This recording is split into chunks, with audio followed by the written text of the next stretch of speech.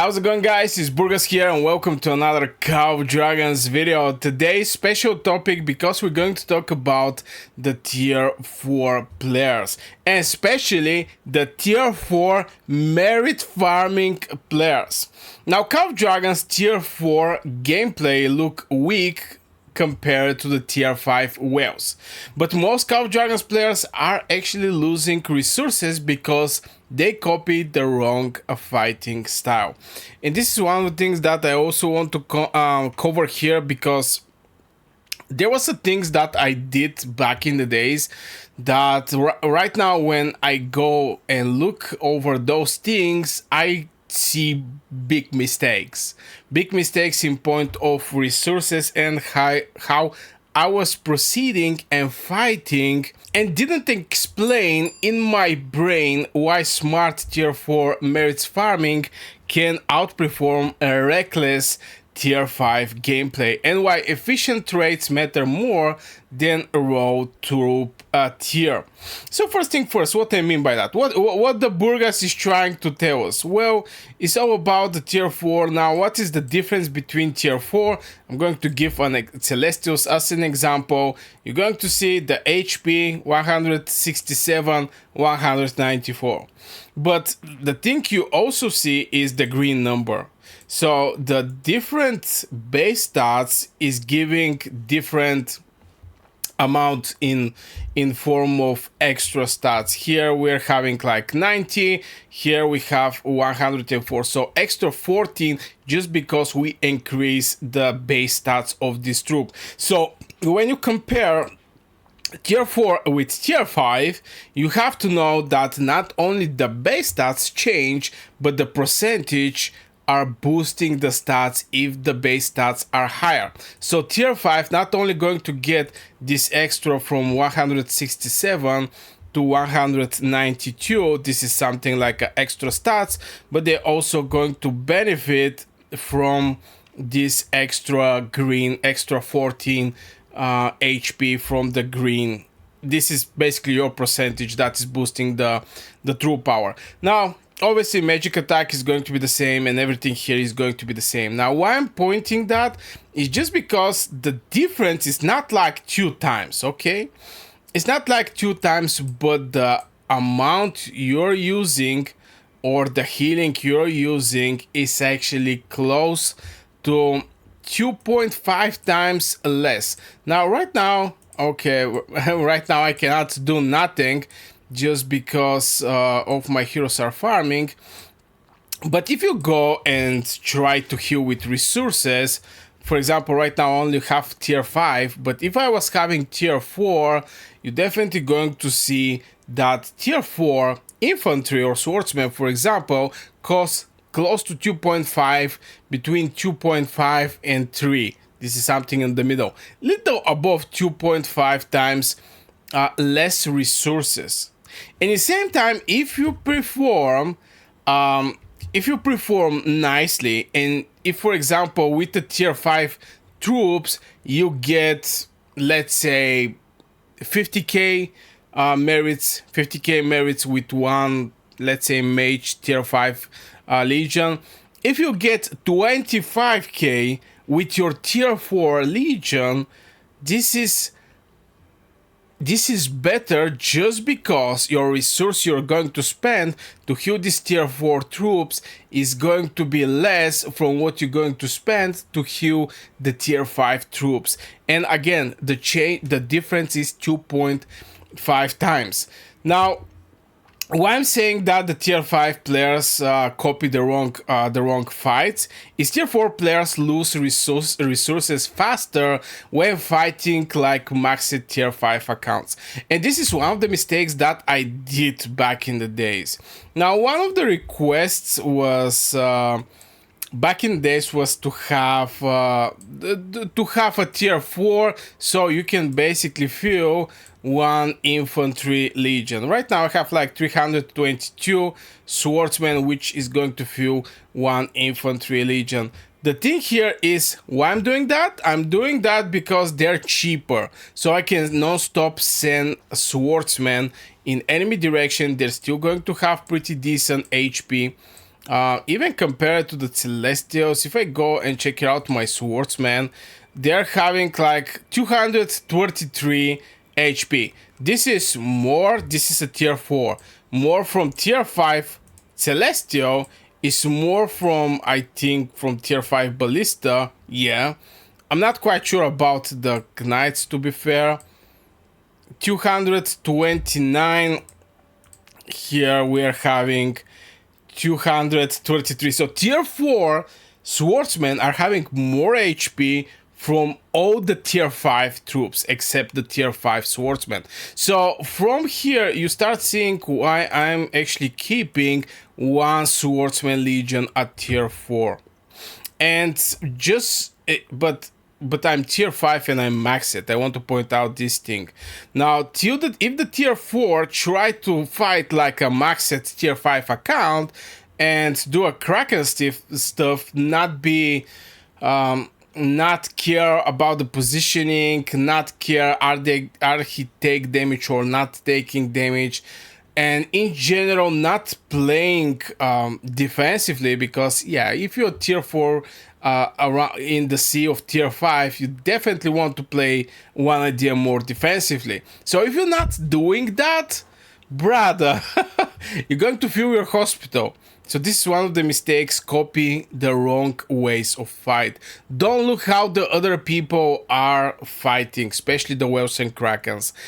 If somebody is sharing a report, look and you see that the traits are very nice there, you can go and check it out or ask the person how he's fighting, how he's positioning. Is going to even give you some tips at your current KVK if it's from your alliance. But at the end of the day, don't copy the wrong fights way.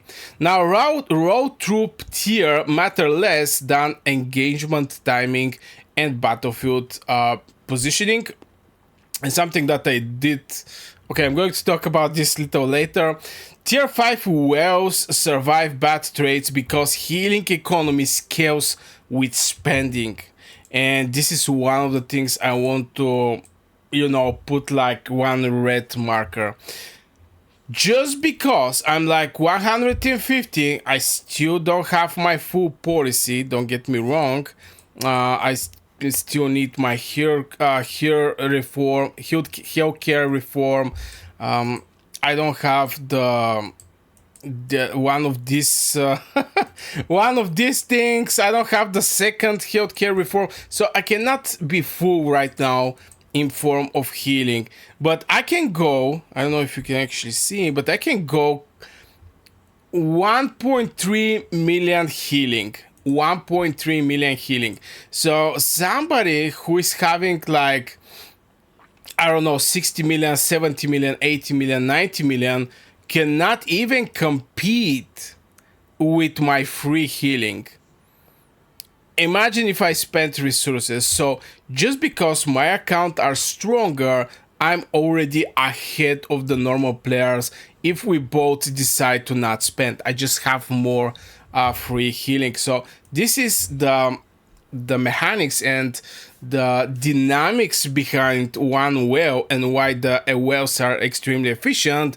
It's just because they're having so much free healing, and on the way to make their account well one, they definitely get tons of resources, and they can actually afford just buying resources. So it's not a secret that the whales are having advantage from the start.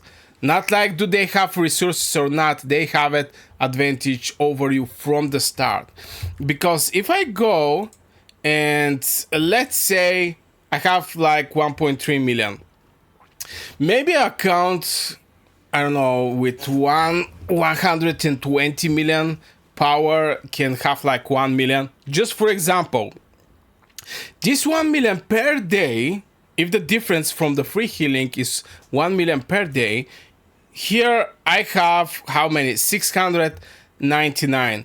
This is 77, let's say 100 million, because it's not full 1 million troop, 100 million mana per day. The whale are having more over the normal player from point of healing. and this is making huge sense, and that's why you should not actually copy the whale's way of playing and the way they are spending their troops. They just have that crazy advantage over the normal player. Now, cheaper healing change everything. Again, if you have a chance to do like from 50k report with tier 5 to be a 25k merit report, you're basically doing better from this to have a tier 5 because your healing is going to be cheaper, and this is extremely important, especially in the wonk fights, because at one point, especially where the things end up to be who is going to spend more, if you heal cheaper troops and at the same time you get better traits, it's just you're basically helping your alliance by a lot, and that's why I think cheaper healing change everything. Tier 4 healing costs dramatically less resources than repeated tier 5 hospitality recovery. Lower healing pressure allow longer battlefield participation during extended wars. Now, if the war is like 2-3 days, obviously it's not going to matter. But if you're in the fight where there is a 1 or 2 week, something like a final zone where the enemy just refuse to give it up, this is basically the moment where the cheaper resource healing is going to help you buy a lot of your tier 4 troops. Now, the smart tier 4 players perceive speed ups through selective engagement. Resource efficient accounts recover faster between KVK fighting a window, and I'm trying to adapt this thing in me. And this is actually gathering more resources at the end of the day. Right now, I'm gathering mana. I'm even in the alliance mobilization, trying to get this mana. But at the end of the day, what I plan to do right now, I'm going to share with you guys what I plan to do. What I plan to do is I want to gather some mana, and like every 2 kingdoms or 3 KVKs, yeah, 1 or 2 or 3 KVKs, one of those KVKs I'm going to spend a lot of resources, and I plan to do something like this where I'm just going to have 1 KVK where I'm going to spend a lot.